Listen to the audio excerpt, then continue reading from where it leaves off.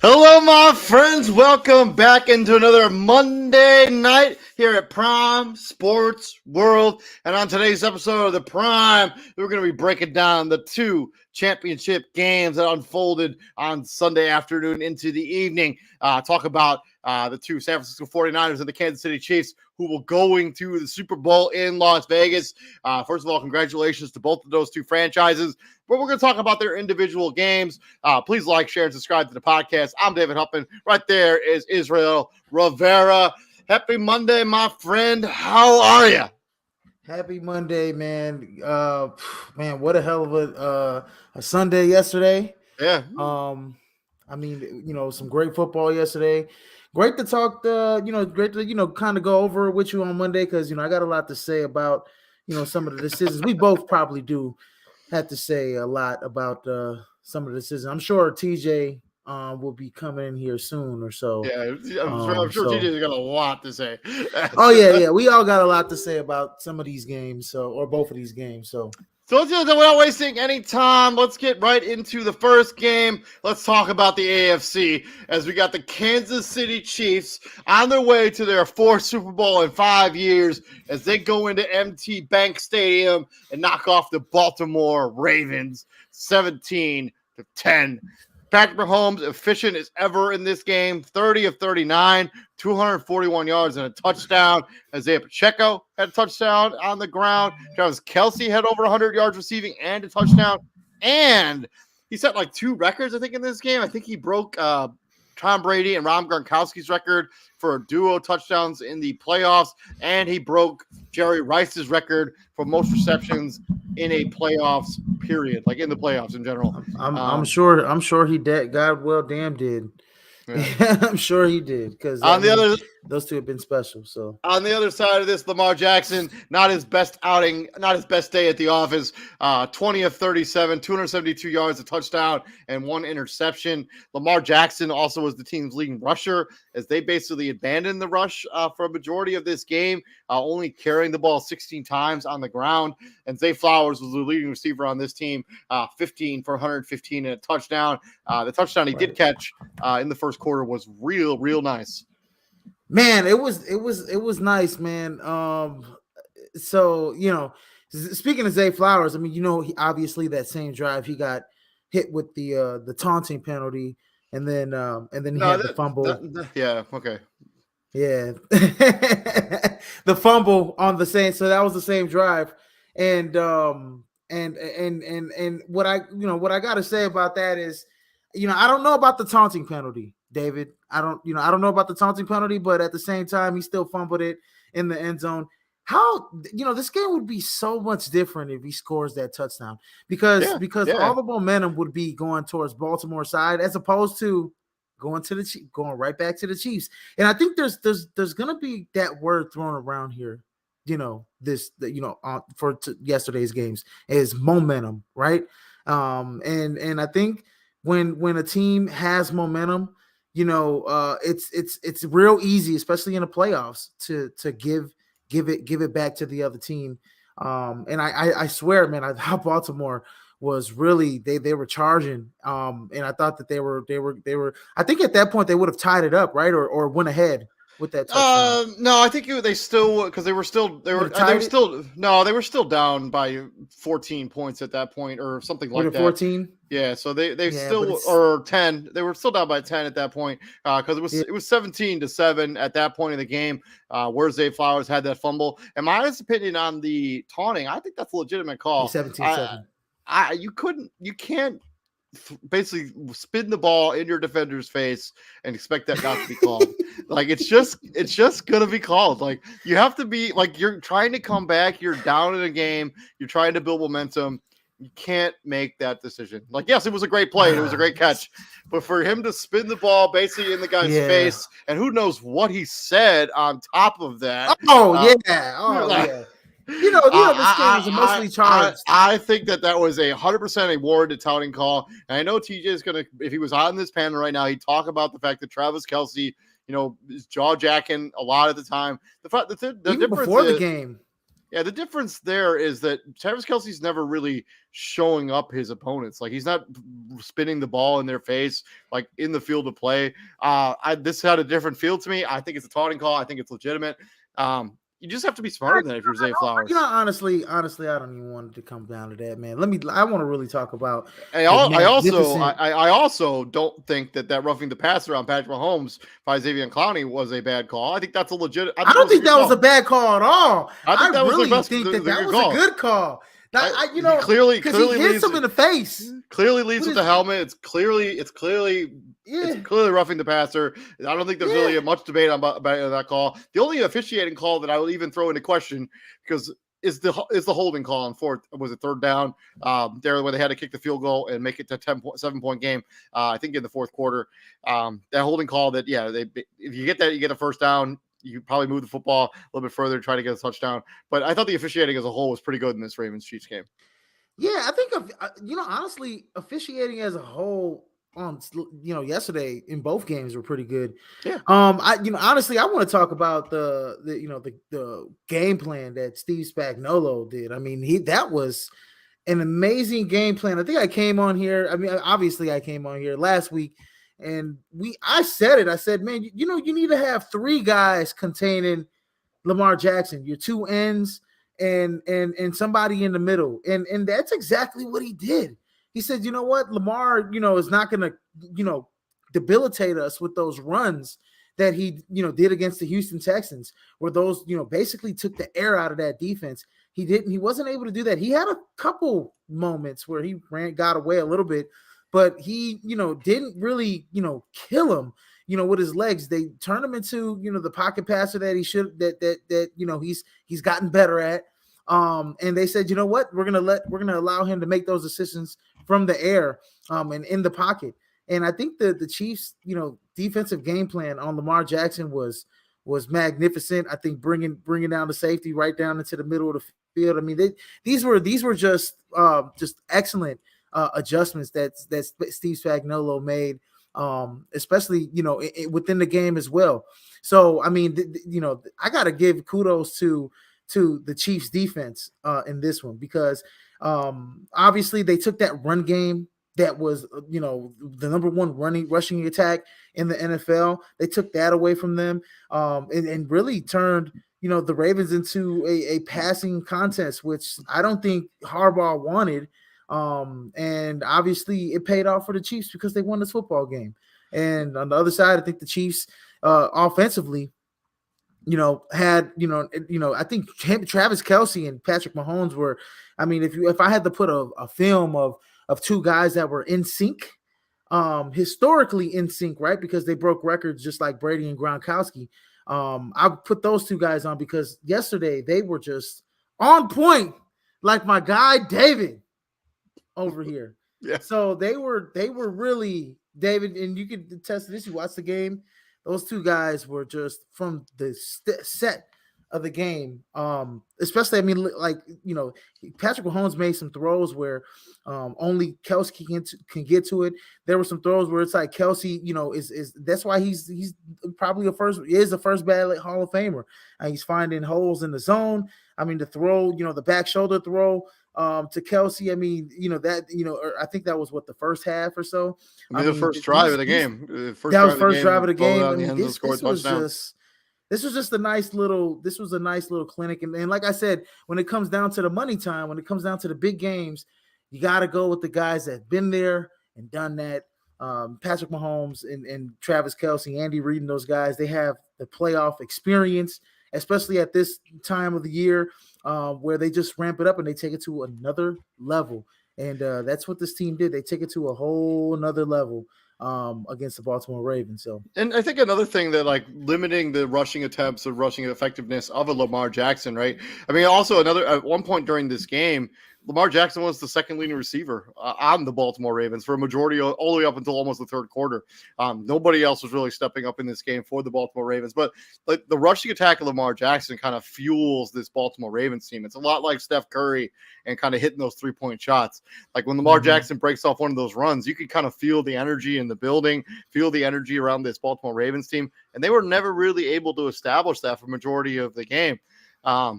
And I think they just made too many big mistakes down the stretch of this game that really ended up costing them. That interception that Lamar Jackson threw, he never should have thrown that football. He was like triple covered, and you could say you could say whatever you want about the contact before or after the interception. He's not open. Don't throw it there. There's three guys there. Like, if who got the pick? Was it? Hold on a second. It was Deion Bush. If Deion Bush doesn't get that interception. Deion Bush doesn't get the interception, somebody, the two of the other guys that were there in blanket coverage would have gotten it. It just wasn't the best day at the office for Lamar Jackson. And it's a game where you kind of needed to be flawless to beat Kansas City, a team that's been there, knows the script, knows how things are going to go, on the way to, like, been there, done that. And when you make mistakes, you have two turnovers on your own. You have another one from Zay Flowers. 3 turnovers. Yeah, 2 turnovers on your own. You're right. Yep. Yeah. So, it's a tough game. Tough way to go out. If you're tough game. And you know what? He had 54 yards, but it feels like those 54 yards didn't really mean shit. I mean, you know what I mean? Like, he had it. Like I said, he had a couple good moments where, in that first half, but it seems like those 54 yards that he had really just didn't have the biggest impact on the game. As opposed to, the however many yards he had against the Houston Texans, where those runs had a big impact, especially in that second half, coming out in the third quarter, really had a big impact on the game that, led to touchdowns. So, Yeah, for sure. Moving on from this game, let's swing from the AFC to the NFC, and one of the more thrilling playoff games that I've seen in a hot minute. Detroit Lions goes into whatever they call it, Levi Stadium, wherever the San Francisco 49ers play right now, and literally gave San Francisco all they could handle, but ended up coming up short 34-31. I know you got a lot to say about this game, Izzy, so I'll just rip through the stats really fast. Go ahead. 25-41 for Jared Goff, 273 yards and a touchdown. David Montgomery, Jahmyr Gibbs, Jameson Williams all had rushing touchdowns. And Jameson Williams, had the lone receiving touchdown for the Detroit Lions. Sam Laporta, leading receiver for the Detroit Lions. And on the other side, Brock Purdy had a bad pick sort of semi-early in the game, bounced back really in the second half with a magnificent performance, putting up 17 points in the third quarter alone. 20-31, one touchdown, one pick. Christian McCaffrey continues to show he is the best running back in football. 2 touchdowns. Elijah Mitchell came in and had another touchdown. Brandon Ayuk had the lone receiving touchdown on a crazy play where it bounces off the helmet of Vindor, former Chicago Bear, and Brandon Ayuk catches it on the fly. Yeah, so Kendall. That wasn't the I think he scored the touchdown on the ensuing play. Yeah, he didn't score a touchdown on that play, but that was kind of play. He scored on that whole sequence was kind of like the shift of momentum of this entire game. I mean, the Lions, they go for it on 4th down, they don't get it, and then they get this crazy catch from Brandon Ayuk, and then they score a touchdown to only be down 7 at that point, and that's kind of where things kind of shifted immediately from there. That catch is going to be played on NFL films where, like one of the best catches in playoff game like history in terms of like the magnitude of the game. It's an NFC Championship game. They literally need that play to happen. If that play doesn't happen, I mean, who knows? Detroit Lions might have still pulled it out. But I honestly, I got a lot to say about this. I mean, football is a very simple game, man. This game is, I know, I haven't played at a professional level. You haven't played at a professional level. I played, did a little bit of, D1 and tried out for the practice squad or whatever the case is. But I've been playing my whole life, and it's a very simple game. It's a Pop Warner game, right? You play this game at the Pop Warner level. And the one thing of the game that doesn't change, even though X's and O's kind of get a little complicated with everything as you get to, every level, is the emotion of the game. And here goes that word, the momentum of the game. With 7 minutes, you're up 14 points. And how long was that field goal? 48 yards for Badgley. And you don't take the points. Now the analytics, David, at that moment say that you have a 3% chance. It's an 85% chance if Dan Campbell and folks, they get the first down, which honestly was a good play. It just, what's his name? Josh Reynolds just couldn't bring it in. But the analytics say 85%. If you catch this football, you convert the 4th down, you win the game. But also that's a 3% chance more if you take the field goal. So if you take the field goal, it's an 82% chance. If you get the 3 points and make the field goal, it's a 3% less chance of you winning. So there's still a small error. It's 80%. But here's where it gets me: the success rate of getting that 4th down. It's a 59% chance of you getting that 4th down to 75%. For if you kick that field goal. So there's a higher success rate if you kick the field goal and you still have the same amount of win rate there at the analytics. I think at that moment in time, you have to take the points, Dan Campbell. We seen it earlier in the year when he, that debacle in Dallas where he kept going for it on 2, and that's just his mind state. That's the team's mind state. They go for it on 4th down. You want to play by the analytics, you want to play by the gun, you lose by the gun, right? And we like to say that. And you don't get it. You give, and this is the 2 mind states. So you don't get it, and now San Francisco's pumped up. They just they just turned the ball over on downs. They got the big play down to Ayuk. They scored a touchdown. Then they get the field goal. Then they get the fumble right after, and then they tie the game back up. I mean, you talk about a 14-point swing within how many minutes was that? 5 minutes? Yeah, you know, to end the, maybe not even that. I mean, maybe it only not took even that. it only took them a minute and 41 to score the touchdown. Yeah, They fumbled the ball in 8 seconds, and then they only took them 2 minutes to score another touchdown. So under 4 minutes. It took them under 4 minutes they score. So you know, my thing is, and then he had his opportunity down the stretch and later in the fourth quarter to actually go and tie it and kind of redeem himself. And he did the same thing. He went for it on fourth down and he didn't take the points. And it's just like this. It's like this. If you go up 17, I think the mind state of the 49ers is, okay, well, we held them to 3, but they're still up 3 scores. They're kind of still kicking our ass.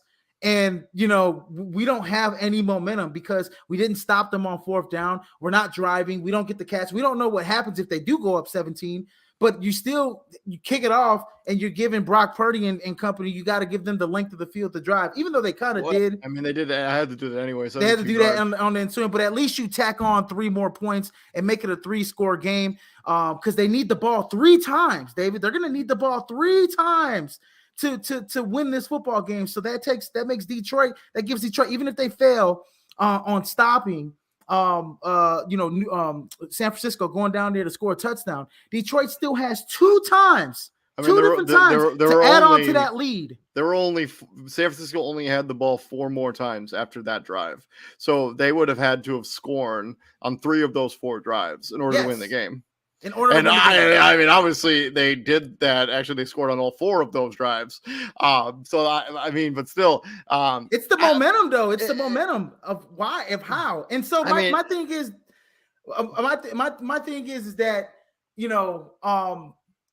like you said, you have a second time to redeem yourself, and you don't. And so I feel like at this juncture, the Detroit Lions, I mean, Dan Campbell really put his team in a bad position. Ultimately, I know he's been great for the franchise. He took one of the worst franchises in football, pretty much, and turned them into an NFC championship. My thing is how many times is this team going to get to this point, right? Everybody in the division is going to get better. Kirk Cousins is going to come back. The Minnesota Vikings are going to get better. We're going to, the Packers are going to get better. We saw what they did. The Bears, I think, are going to get better. And I mean, you haven't won the North ever since the North was assembled.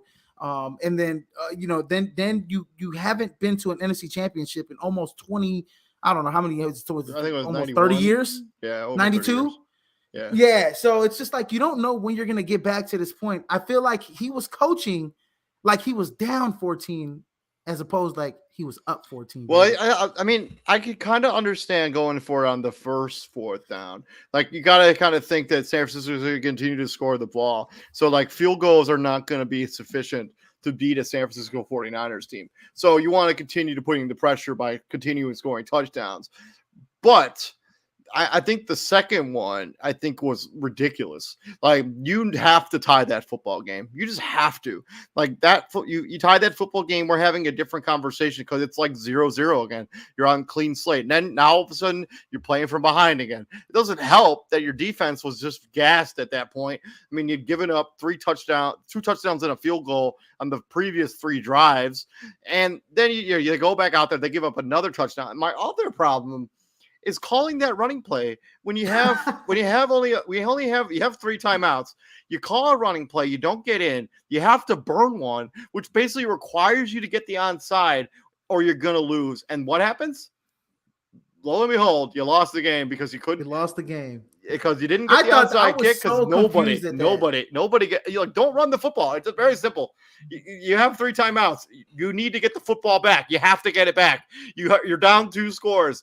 Gaining a touchdown on this one possession does you literally no good whatsoever. It would have made more sense to assume if they would have kicked the field goal. That too. Or, if you just got into field goal ranges, the minute you got into range, kick the field goal then worry about the touchdown. It was just bad coaching decisions after another. And I think you also saw, like, this San Francisco 49ers team, they didn't get rattled because they got down. Like, they continued to fight. They continued to play good football. This is a battle-tested San Francisco 49ers team because everybody's like, oh, if you punch them in the mouth, they are unable to come back. They'll just crumble. like what happened against when they played against the Baltimore Ravens. That didn't happen in this game. They got down 24-7 going into halftime, and then San Francisco comes out. Field goal in their drives in the second half, outside of that downs where basically the game ended. Field goal, touchdown, touchdown, field goal, touchdown. That's efficient. Yeah, no, and and we talked about what Kyle Shanahan was the offensive coordinator for the Falcons when the Patriots had that historical comeback against the Falcons in the Super Bowl. Well, I think now he's on the other side of history here because he scores 24 in the second half, and he comes down from the largest deficit in NFC Championship history, which was 17. So it's crazy how things turn around for him in that moment. But yeah, you're right. I think there's some things for the San Francisco 49ers that had to go well. I think when you play the San Francisco 49ers teams, obviously they're in the Super Bowl, but the Packers found out and the Lions found out is that you have to play all 60 minutes of football to beat this team. And you can't play 3.5 quarters just like the Packers did. The Packers played a good 3.5 quarters of football, and that half quarter they gave it away. The Lions played a magnificent. And the Lions played the great first half. Good first half of football, and then they gave it away.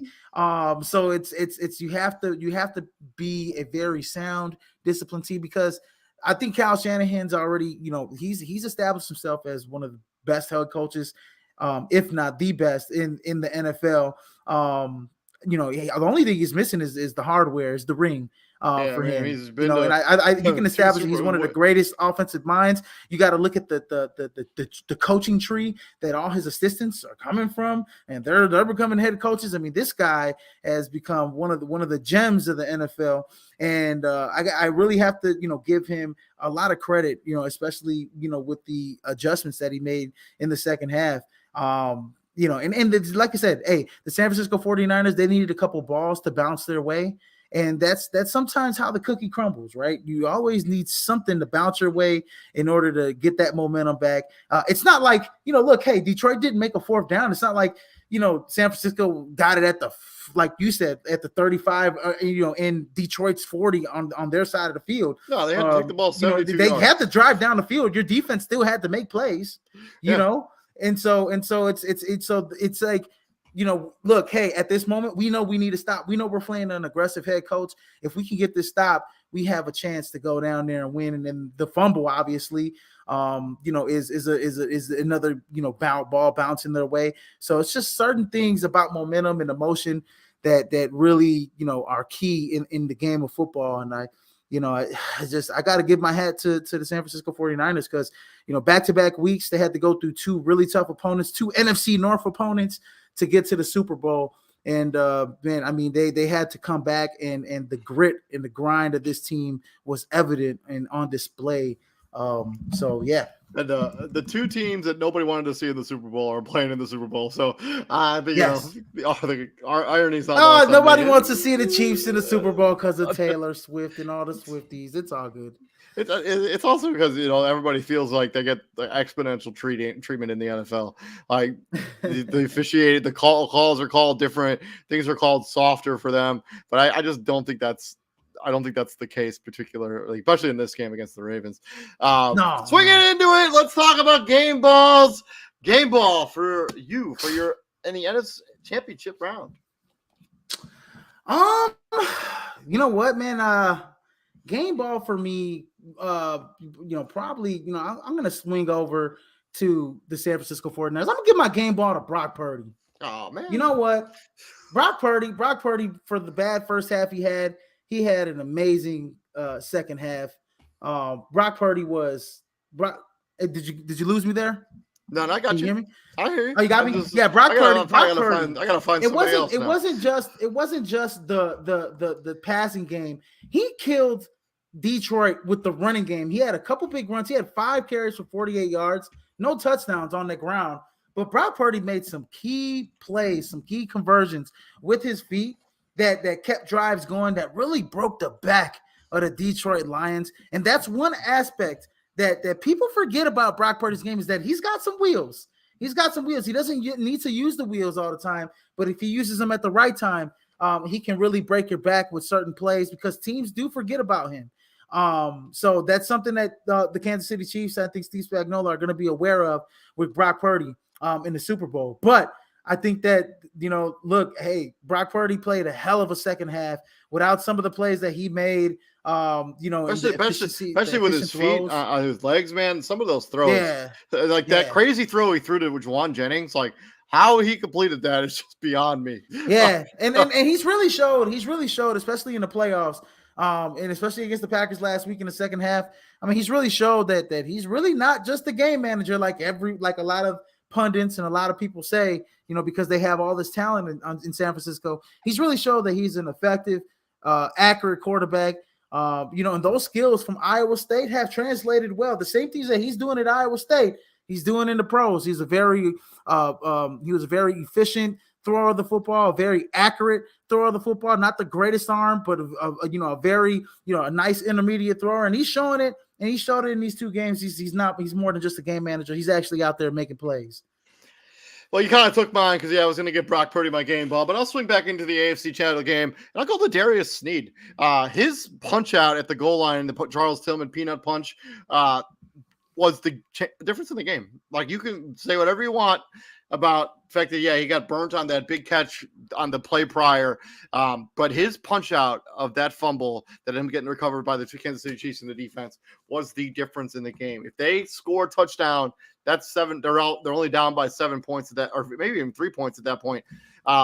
They win the game, I think, if he doesn't punch that, if he doesn't make that play, because the Ravens moved the football pretty efficiently in the second half because Kansas City didn't even score a point again in the second half of this game. Baltimore was moving it up and down the field on this team, and they just couldn't punch it into the end zone. They did get that field goal towards the end, but if Darius Sneed doesn't get that punch out on Zay Flowers, Baltimore wins this game. He gets my game ball. Yeah. Now that was a hell of a play, man. I mean, that was a game-saving type of play, and I think you need those when it comes down to the playoffs. You need those type of plays to win championships. Those are championship-winning plays right there, David. Championship-winning plays. Yep. But this has been Prime Sports World, breaking down the championship round in the National Football League. We'll be back here tomorrow doing some offseason stuff as we get ready for the Super Bowl next week. We're also going to be doing some trade deadline stuff as we get closer to the weekend because the trade deadline is only like 10 days away from now. Got some rumors brewing in there. So, Prime Sports World, please like, share, and subscribe to the podcast. Bring you guys daily content 24/7. I'm David Huppin. Right there, Israel Vera. Izzy, what do we do here at the Prime, my friends? We bring the heat, ladies and gentlemen. Bring the heat, baby. Let's go. Yes, sir, baby. And a big shout out to Cody Rhodes, who won the men's Royal Rumble on Saturday. Love Cody Rhodes. Just saying. Love him some Cody Rhodes there, baby. Love him some Cody Rhodes. And we'll be back here tomorrow. You guys all have a good night. Stay safe out there. Peace out, guys. Peace out, brother.